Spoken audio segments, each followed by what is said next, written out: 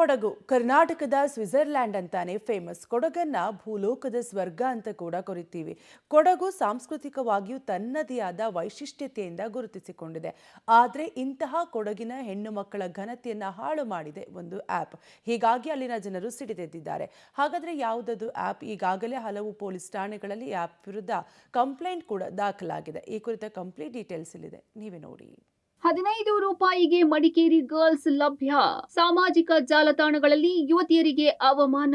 ರೊಚ್ಚಿಗೆದ್ದ ಕೊಡವ ಸಮಾಜ, ಕೇಸ್ ದಾಖಲು. ಈ ವಿಡಿಯೋದಲ್ಲಿರುವ ಟೆಕ್ಸ್ಟ್ ನೋಡಿ.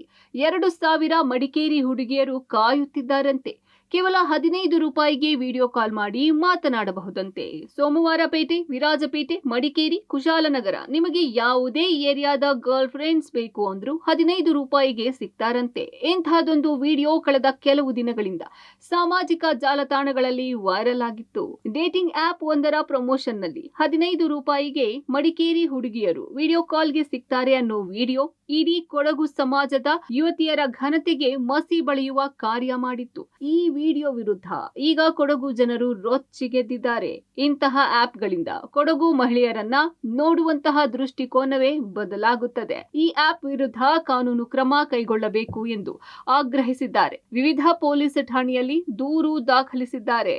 ಒಂದು ಸೈನ್ಯದಲ್ಲೂ ಕೂಡ ನಾವು ಹೆಸರನ್ನ ಮಾಡಿದ್ದೇವೆ. ಯಾರೋ ಒಬ್ಬ ವ್ಯಕ್ತಿ ಅವನು ಒಂದು ಫೇಸ್ಬುಕ್ ನಲ್ಲಿ ಒಂದು ಆಪ್ ನ ಡೌನ್ಲೋಡ್ ಮಾಡಿ ಕ್ರಿಯೇಟ್ ಮಾಡ್ತಾನೆ. ಅದರಲ್ಲಿ ಕೊಡಗು ಜಿಲ್ಲೆಯಲ್ಲಿ ವಿಶೇಷವಾಗಿ ಕುಶಾಲನಗರ, ಸೋಮರಪೇಟೆ, ವೀರಾಜಪೇಟೆ ಮತ್ತು ಮಡಿಕೇರಿ ತಾಲೂಕುಗಳಲ್ಲಿ ಹೆಣ್ಮಕ್ಳು ಲಭ್ಯ ಇದ್ದಾರೆ. ಅದರಲ್ಲಿ 15 ರೂಪಾಯಿ ಅಂತ ಹಾಕಿದ್ರೆ 15 ರೂಪಾಯಿ ಅಂದ್ರೆ 15,000. ನಾವು ದೇಶವನ್ನು ಕಾಯ್ತಾ ಇರ್ತಕ್ಕಂಥವ್ರು, ನಮ್ಮ ರಕ್ತಕ್ಕೆ ಬೆಲೆ ಇಲ್ಲ. ಅಂಥದ್ರಲ್ಲಿ ನಮ್ಮ ಹೆಣ್ಮಕ್ಳಿಗೆ ನಮ್ಮದೇ ಒಂದು ಸ್ವತಂತ್ರ ಮತ್ತು ಸಂಸ್ಕೃತಿ ಇಲ್ಲಿ ಇದೆ.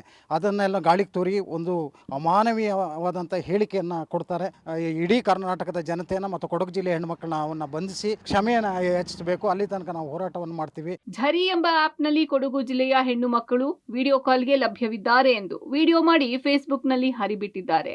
ದೇಶಕ್ಕಾಗಿ ಮನೆಗೆ ಒಬ್ಬ ಸೈನಿಕರನ್ನು ನೀಡುವ ಕೊಡಗಿನ ಹೆಣ್ಣು ಮಕ್ಕಳ ಬಗ್ಗೆ ಈ ರೀತಿಯಾಗಿ ಅವಮಾನ ಮಾಡಿದವರನ್ನು ಸುಮ್ಮನೆ ಬಿಡಬಾರದು ಎಂದು ಮಹಿಳೆಯರು ಕೂಡ ಕೊಡಗು ಎಸ್ಪಿಗೆ ಮನವಿ ಸಲ್ಲಿಸಿದ್ದಾರೆ. ನಮ್ಮ ಕೊಡಗಿನ ಹೆಣ್ಮಕ್ಳು ಇಲ್ಲಿಂದ ಹೊರಗಡೆ ಹೋದಾಗ ನಮಗೆ ಯಾವ ರೀತಿ ಮರ್ಯಾದೆ ಸಿಗತ್ತೆ ಅನ್ನೋದು ನಾವು ತಿಳ್ಕೊಳ್ಬೇಕು.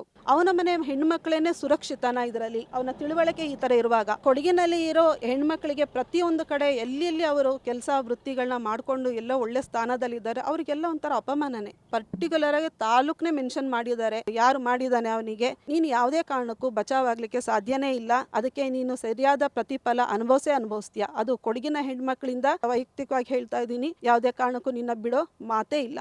ಫೇಸ್ಬುಕ್ಕಲ್ಲಿ ಅಶ್ಲೀಲ ಕಂಟೆಂಟ್ ಇರುವಂತಹ ಒಂದು ಲಿಂಕಿಂದ ಒಂದು ಅಪ್ಲಿಕೇಶನ್ ಡೌನ್ಲೋಡ್ ಮಾಡಿದ್ರೆ ಒಂದು ನಾಮಿನಲ್ ಫೀಗೆ ನಿಮಗೆ ಅಶ್ಲೀಲವಾದಂತಹ ಕಂಟೆಂಟ್ ಆಕ್ಸೆಸ್ ಸಿಗುತ್ತೆ ಅನ್ನೋ ಒಂದು ಲಿಂಕ್ನ ಹರಡಿಸ್ತಿದ್ದಾರೆ. ಕಂಪ್ಲೇಂಟ್ ಮೇಲೆ ಒಂದು FIR ಆಗಿದೆ. ಅದರದ ತನಿಖೆ ಈಗ ಸೆನ್ ಪೊಲೀಸ್ ಸ್ಟೇಷನ್ ಕೊಡಗು ಜಿಲ್ಲೆಯಲ್ಲಿ ನಡೀತಾ ಇದೆ. ಒಂದು ಇದೆ, ಈ ತರ ಯಾವುದೇ ರೀತಿಯಾದಂತಹ ಅನುಮಾನಾಸ್ಪದಕ್ಕೆ ಒಳಗಾದಂತಹ ಲಿಂಕ್ಗಳೇನಿದೆ ಅದನ್ನ ದಯವಿಟ್ಟು ಯಾರು ಕ್ಲಿಕ್ ಮಾಡಬಾರ್ದು ಅಥವಾ ಆ ಲಿಂಕ್ನ ಲೀಡ್ ಮಾಡಿಕೊಂಡು ಓಪನ್ ಮಾಡಬಾರ್ದು. ಸೊ ತನಿಖೆ ಮಾಡ್ತಿದ್ವಿ, ಏನೇನು ಮಾಹಿತಿ ನಮ್ಮಲ್ಲಿದೆ.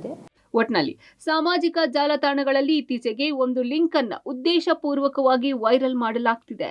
ಅದರಲ್ಲಿ ಕೊಡಗು ಜಿಲ್ಲೆಯಲ್ಲಿ ಹೆಣ್ಣು ಮಕ್ಕಳು, ಮಡಿಕೇರಿ ಮಹಿಳೆಯರು ಮತ್ತು ಯುವತಿಯರು ಹಣಕ್ಕೆ ಲಭ್ಯ ಎಂಬ ಅಶ್ಲೀಲ, ಸುಳ್ಳು ಹಾಗೂ ಅತ್ಯಂತ ಅವಮಾನಕಾರಿ ಆರೋಪಗಳನ್ನು ಮಾಡಲಾಗುತ್ತಿದೆ.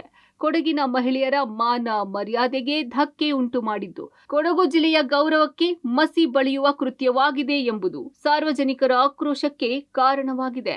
Mallikarjun, public TV, Madikeri.